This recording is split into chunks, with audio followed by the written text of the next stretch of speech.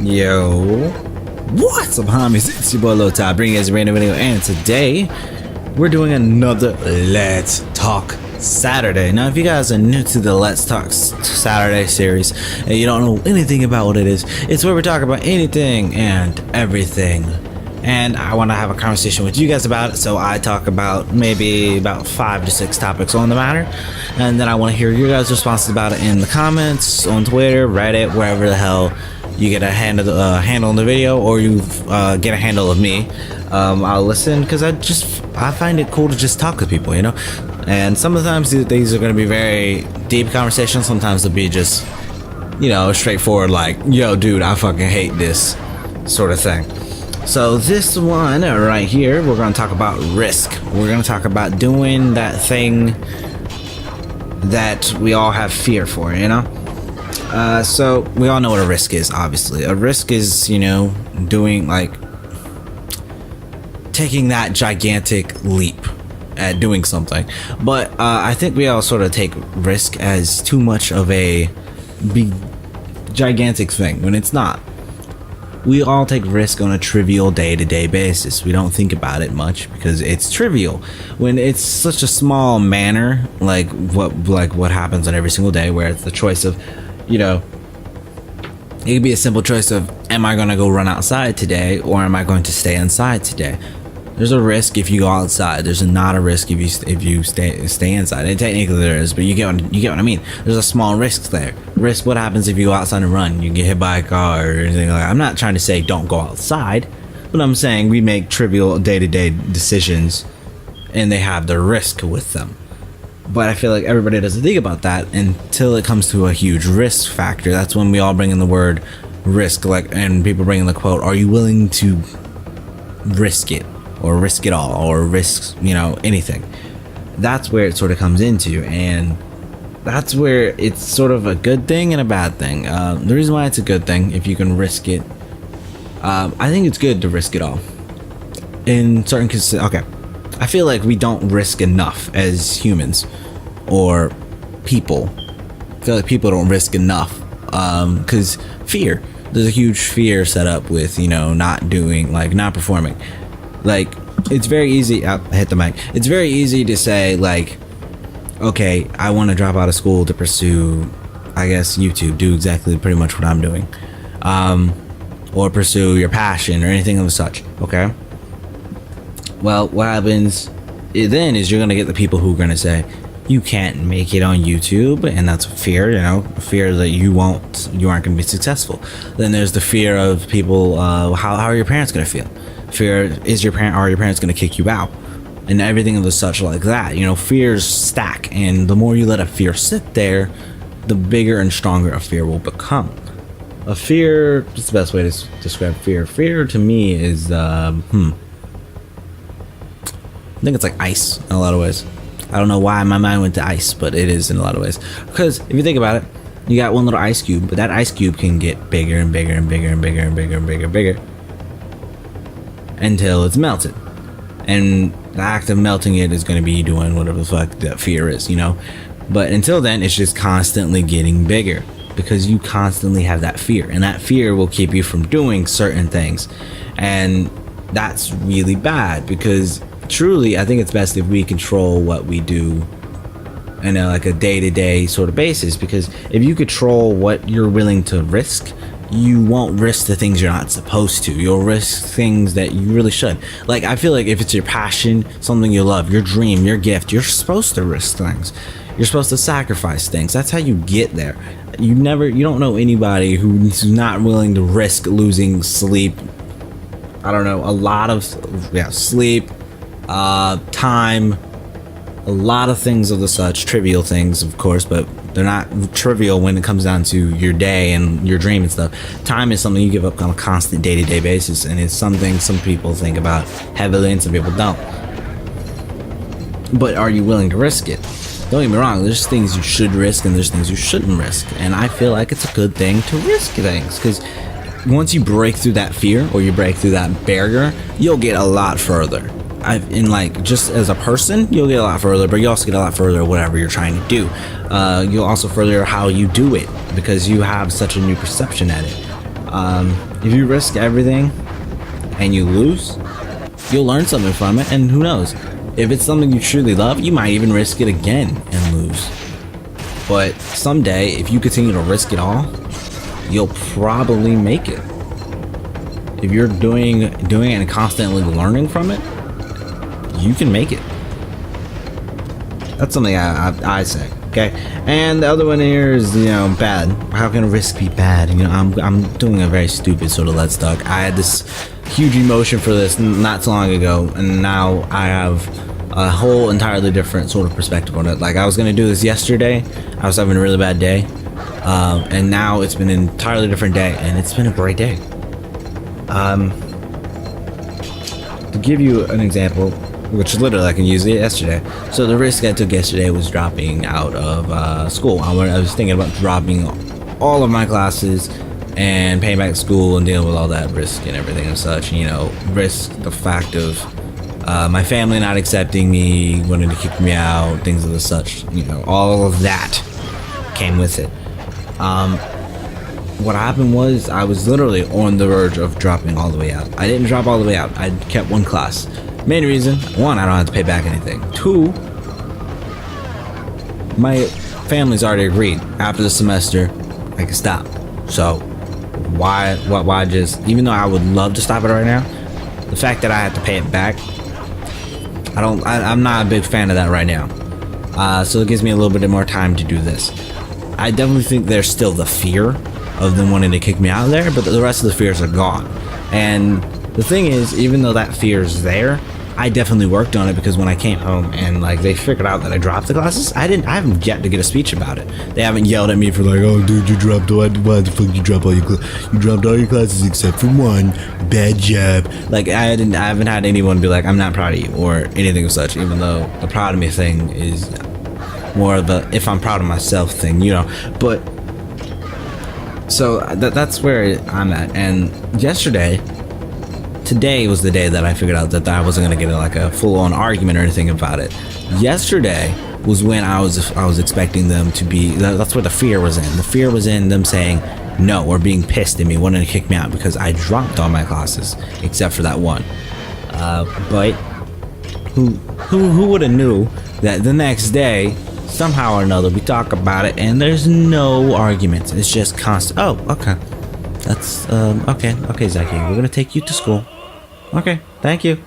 And there was no argument, no long talk, no mad at me situation. They might be, but they didn't express that with me, and it at least makes me feel better. And they all seem to be feeling better instead of sort of depressive and dark and shattered that I said I wasn't gonna go to college.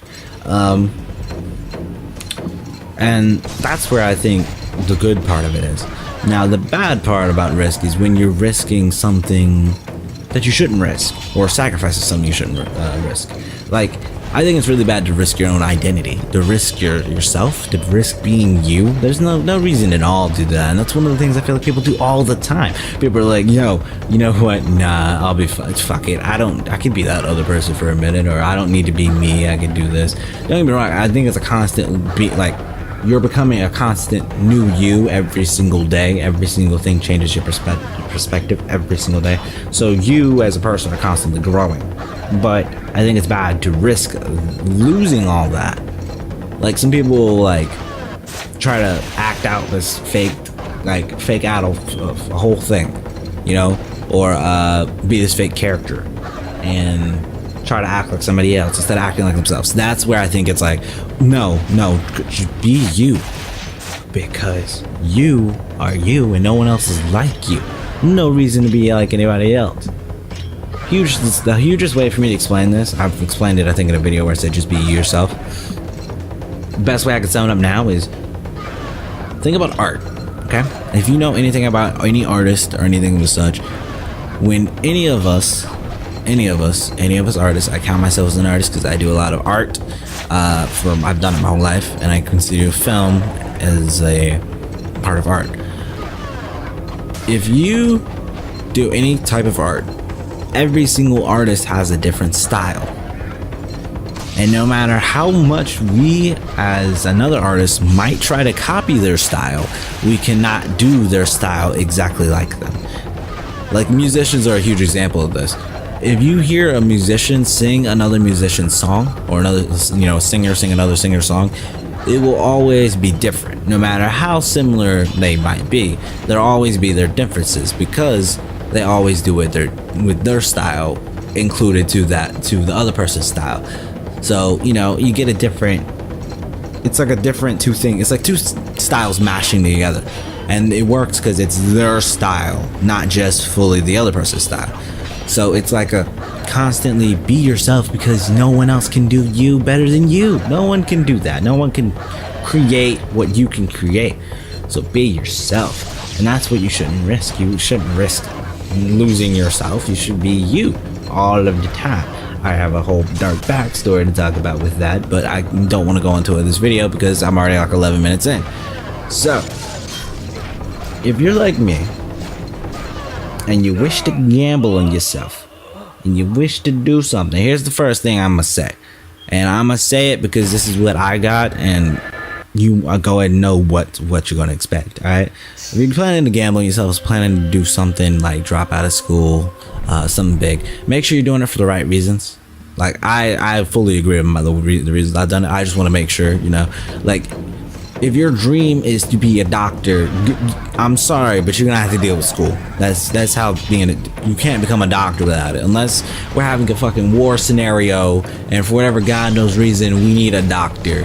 All the medics have been killed or not there, and you're the only option, and for whatever reason you somehow know how to do surgery or any medical assistance without somehow the training or the education. Best thing I would say is know where your dream and everything is going, and know if you're gonna need school or not.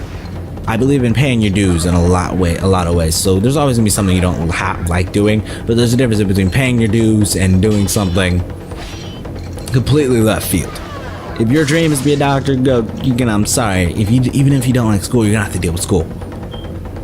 But if you're like, I want to be the next fucking Leonardo da Vinci, school might not be for you. I'm sorry, you might just need to sit down and fuck around with a brush more, and be always drawing and painting and everything of such. Constantly working on that craft and getting better and better and better and better and better. You get my gist. But always be working on that. And what I would say to do if you're gonna gamble on yourself, make sure you have I would say a plan. Where are you going? What's the direction we're going? The best way I would put this is, think about it like this. Every single time you do something, I'm one of those people, I hate being bored. I'm very weird, yes, I know, but I hate being bored. I really do. Every single time after I complete a task, I ask myself a question, and it's a question that I'm not gonna lie, I got from Kevin Hart when in one of his speeches, and I've heard some other people say it, but his is the most obvious in my head. He has a stand-up tour, stand-up. In one of his stand-up, he named it "What Now?" And that's what you always need to ask yourself: what now? What's next? What are you gonna do now? You finish something, all right? What now? What are we doing next? What's the next? Because if you constantly do that, you're constantly working, and you'll constantly be getting better and doing things that you should be doing, or at least doing something. Doing something, in fact, is better than not doing anything at all. So I would recommend you do that and constantly be working towards what you want to do. Now, go ahead and expect not everybody's going to be on board with your dream or your thing. If you're a visionary, no one's going to be onto your dream.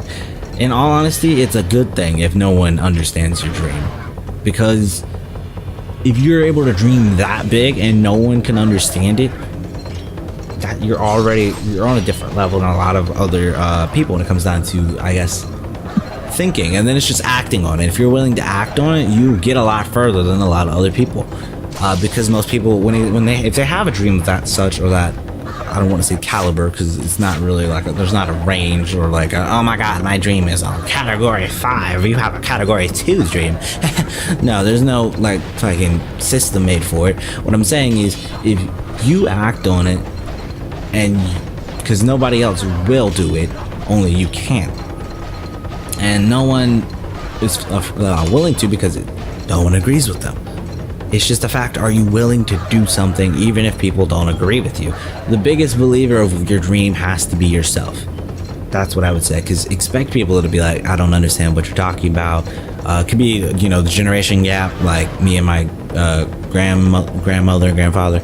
You know, they're probably never going to understand that I like film editing or YouTube or Twitch or anything of such, because that's not their thing. That's, you know, that was not a thing back then. So they know, of course, what they've been grown up with and everything of such. But I'm saying, just know that not everybody's going to be on your side. There's going to be doubt. There's going to be a lot of everything, and it's going to be dealing with it and just knowing that it's there. And another way I would put it, if you're doing anything just that most people don't normally do, know that there's going to be criticism. There's going to be hate.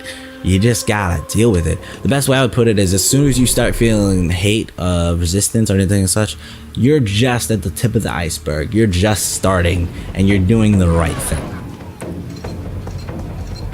And here's words from Tom. I forget his last name. God, he has a motivational channel. Basically, he said this in one of his speeches, and it's one of the things I truly believe as well. He said,